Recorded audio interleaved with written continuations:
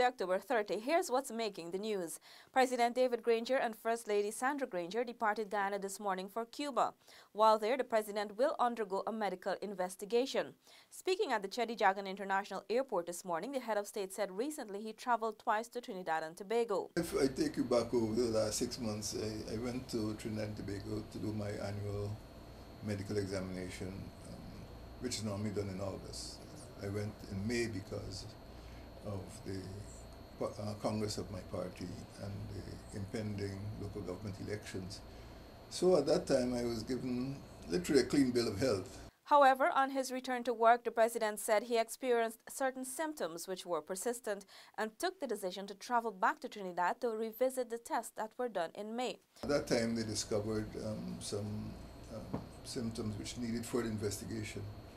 So I just agreed with that diagnosis and made arrangements to go to Cuba for further investigation.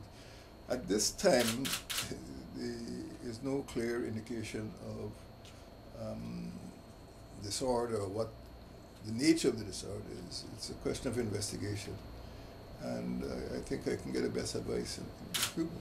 While he does not suffer from a particular ailment, President Granger said that out of an abundance of caution, he took the decision to travel to the Republic of Cuba to have the relevant medical investigation done. The Guyanese public should be assured that once those investigations are complete, they will be kept abreast with the health of the President of the Republic.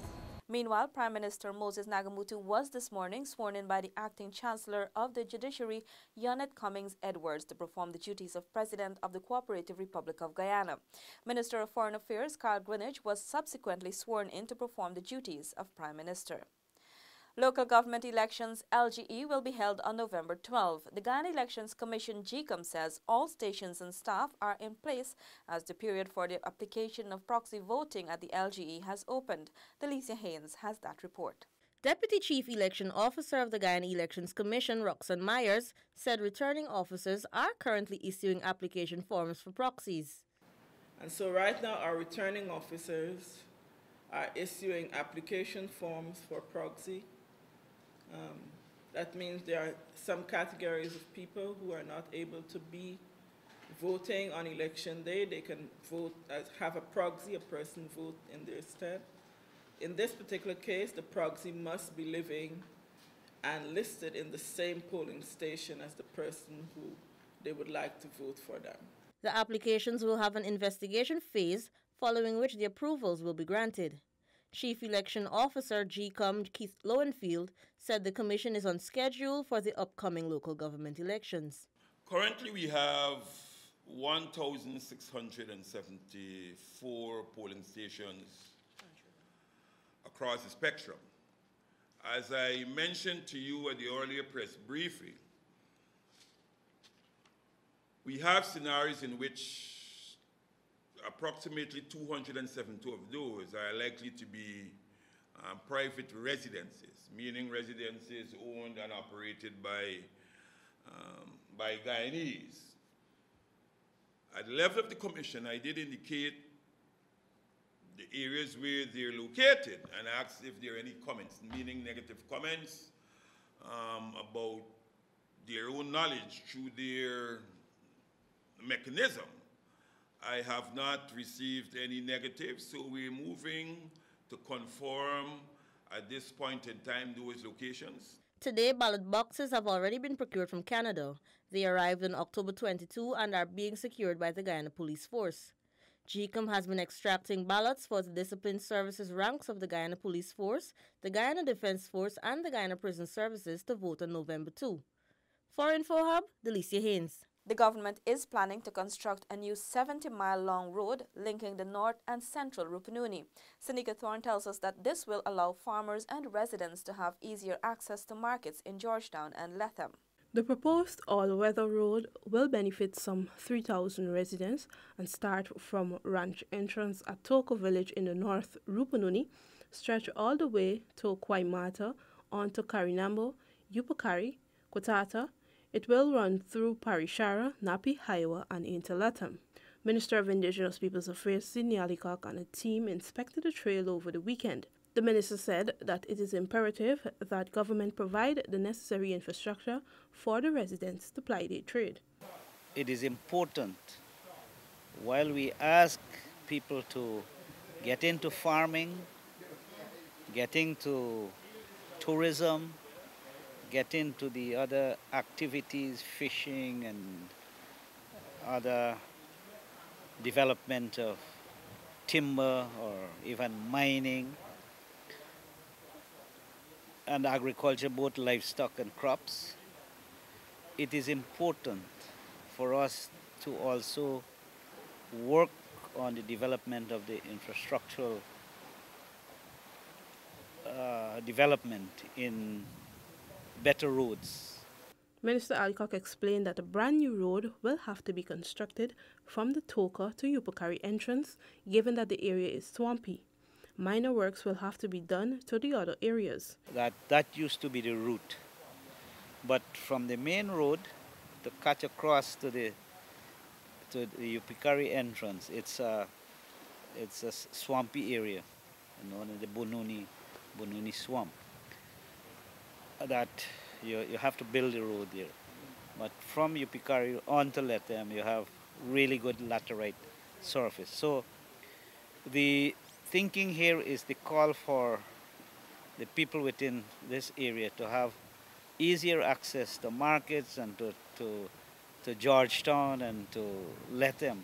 The project, which is a priority for 2019, joins the list of other interland projects, including the Agriculture Research Center, that is to be constructed in the Purara area in Napi. Seneca Thorne, InfoHub. Regional government officials and trade experts are meeting in Guyana to discuss the technological gap, a World Trade Organization review, and other important trade issues in the Caribbean. Crystal Stull brings us the details. Key on the agenda is the 2018 Commonwealth Trade Review findings. Head of International Trade Relations at the Commonwealth, Teddy Subramanian, said there are recommendations in the document relevant to the Caribbean. There inevitably exists a technological gap between countries which need to be addressed, but our countries have to gear up quickly at the risk of being marginalized in this rapidly moving process. We are, at least the Commonwealth and our partners, trying to bridge this information gap by having such workshops and exchanges. The Commonwealth, in collaboration with CARICOM and the Organization of the Francophonie, hosted a 2-day consultation on multilateral, regional and emerging trade issues for the Caribbean. Minister of Business Dominic Gaskin noted the discussions are relevant given the importance of international trade as tool for development, particularly to small states. Our small domestic markets do not allow companies to grow beyond a certain level, and especially in manufacturing, to reach economies of scale that would make it viable to invest in technology. So we need to export in order to grow. Over the next 2 days, the discussion will explore how to harness digital trade opportunities, e-commerce, and improving small-medium enterprises' access to markets, among other trade issues. Reporting for InfoHub, Crystal Stahl. A new well has been commissioned at Three Friends Village, Essequibo Coast. This and more after the break.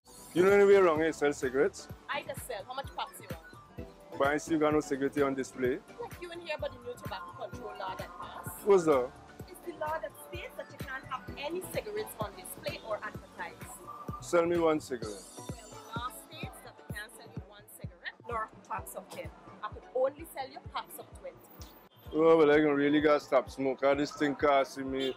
Let's all work together to prevent cigarette smoking-related illnesses.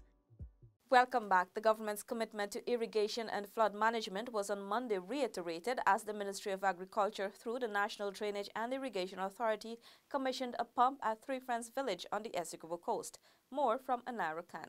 Minister of Agriculture Noel Holder told residents of the community that emphasis has been placed on water and flood risk management. The Ministry of Agriculture, through the National Drainage and Irrigation Authority, has been concentrating on water management as a critical area of focus, since the vast majority of the country's agriculture is practiced in the low-lying regions. The Agriculture Minister remarked that the Three Friends pump was strategically placed to reduce flooding.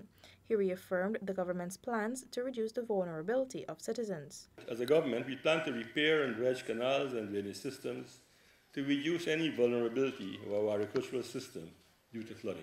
Residents from surrounding communities expressed their gratitude for the pump. This pump is a great improvement because I'm working on 5-acre ratio that was that back down. When the rainy season come, sometimes for weeks when we try, sometimes for weeks we not see the paddy.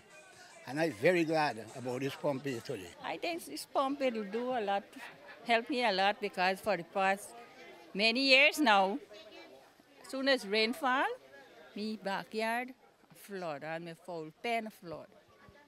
So I think this is a good work they did here. This pump will assist the rice farmer in this region a lot. Especially the coast by area like Virginia to get Columbia area. The facility was commissioned at a cost of $103 million and will benefit some 3,000 cash crop and rice farmers. For InfoHub, Anara Khan. Isaiah Braffett now reports that a recently held sensitization seminar for Chinese entrepreneurs focused on Guyana's labor laws. The meeting concentrated on the Termination of Employment and Severance Pay Act, Leave with Pay Act, Minimum Wage Order, Occupational Safety and Health Act, Decent Work as a Philosophy and Practice, and Terms and Conditions of Employment. Minister within the Ministry of Social Protection, Keith Scott, highlighted that many businesses seeking to maximize profits often find themselves in contravention of the labor laws. We are aware that many businesses of all sorts have felt that non-compliance with the labor laws, trying to duck them, has been what they thought was a way of saving money and making extra profit. I would like to say it is not so. Breaking those laws can affect your success and your continued survival. It is better to be educated in the requirements of our laws and comply with them. Chief Labor Officer Charles Ogle told the business owners that the Labor Department focuses on protecting the rights of workers. He explained that keeping records of employees are very important. Record of wages, record of leave. The law says in Section 10 of the Labor Act, all employers must keep a record of wages. Also, under the Leave with Pay Act, Section 8 stipulates that the employer must keep a record of the Leave with Pay Act. The sensitization of foreign entrepreneurs on Guyana's labor laws is an ongoing countrywide exercise by Ministry of Social Protection's Labor Department. A similar exercise is slated to be conducted with Brazilian business owners soon. Isaiah Braffett for InfoHub. Ireland's women's cricket team arrived last night at the Marriott Hotel. They were greeted by Minister of Social Cohesion with responsibility for sport, Dr. George Norton. The Irish team is the first to arrive in Guyana for the ICC Women's World Cup T20, which gets underway on November 9. To reduce your chances of developing cancer and detecting early stages of the disease, it is advised that you have regular medical checkups. That's all for this evening. Connect with us on WhatsApp, social media, and our website at dpi.gov.gy. Your bridge and weather reports are up next. Goodbye.